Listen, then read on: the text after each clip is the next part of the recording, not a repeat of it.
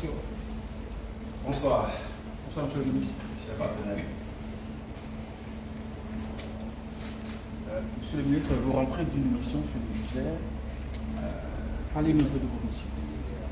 Merci beaucoup. Effectivement, je viens de venir avec le secrétaire général des hydrocarbures du Bénin.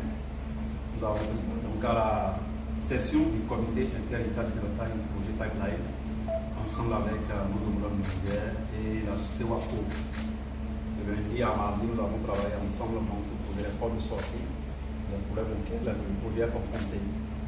Deux points essentiels étaient inscrits à l'ordre du jour. Le premier point, c'est le passage transfrontalier terrestre du matériel, du personnel et des équipements pour le bon fonctionnement du pipeline. Donc ce premier point a été exposé par la partie chinoise aux deux pays. Il a été retenu que chaque délégation en rende compte à la hiérarchie pour la décision à prendre, sachant bien que les frontières sont ouvertes du côté béninois. Donc il a été dit à la partie nigérienne de soumettre le problème au plus haut niveau afin qu'une solution soit trouvée dans les meilleurs délais possibles. Le second sujet, il est relatif à la coordination des activités d'enlèvement et de chargement des navires à la plateforme de Semin. Là, c'est essentiellement le Bénin qui a beaucoup de tâches à accomplir là-dessus, en dehors, bien sûr, de la coordination entre les deux douanes, la douane béninoise et la douane nigérienne. Là également, les équipes seront instruites par les deux ministres concernés, à travers les ministres des Finances, pour que les douanes soient instruites du fait de rapidement signer cet accord qu'il faut pour le déroulement normal des opérations de chargement des navires qui viendront de récupérer le brut nigérien à la plateforme de Semin.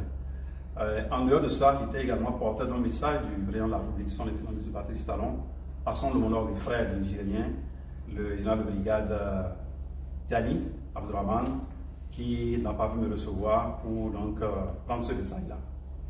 Voilà essentiellement ce qui a été fait lors de ce déplacement à Niamey. Alors, quelle partie était à l'initiative de cette réunion? Comme vous le savez, il avait dit lors du point de presse du 15 que c'est la partie chinoise qui a décidé de convoquer les deux parties. Tous nous avons accepté de prendre part à ce qui a été fait. On a échangé, nous avons été accueillis à l'aéroport par mon homologue et accompagnés également par la même personne. Alors, le général n'a pas pu vous recevoir. Quelle appréciation faites-vous de ça? Ce n'est pas à moi d'apprécier, c'est au chef de l'État d'apprécier. Je lui rendrai compte de ce qui a été fait. Je lui dirai également tout ce que nous avons pu faire, mon homologue et les Chinois ensemble à Niamey, par rapport à l'avancement et à l'exploitation normale du projet Pipeline. Vous savez, le Bénin va continuer de jouer son rôle dans les relations bilatérales entre le Niger et le Bénin, mais aussi dans les obligations qui sont les nôtres par rapport au projet de Pipeline Niger-Bénin. Et c'est d'ailleurs pour ça que nous avons accepté de faire le déplacement de Niamey et d'assister pendant ces 48 heures aux travaux du comité inter-État qui nous ont permis quand même de voir les problèmes auxquels notre partenaire commun est confronté au Bénin. Et chaque pays a pris l'engagement d'en rendre compte à la hiérarchie et de faire les exigences nécessaires pour ce qui concerne les niveaux techniques afin que tout se déroule normalement. Monsieur le ministre, la décision de lever des exploitations était provisoire et temporaire. Quelle est la suite? Alors la suite, vous savez, le Bénin, c'est un pays qui fait appel aux investisseurs à travers le monde entier. À travers le monde entier. Les gens sont dans votre porte. À travers le Kibé, vous pouvez noter que beaucoup d'opérateurs économiques, beaucoup d'investisseurs aujourd'hui arrivent au Bénin. Il faut donner le bon signal, il faut donner le bon exemple pour toute l'Afrique. Qu'on peut avoir confiance en notre continent pour investir comme cela se doit, mieux que par le passé. On peut investir au Bénin.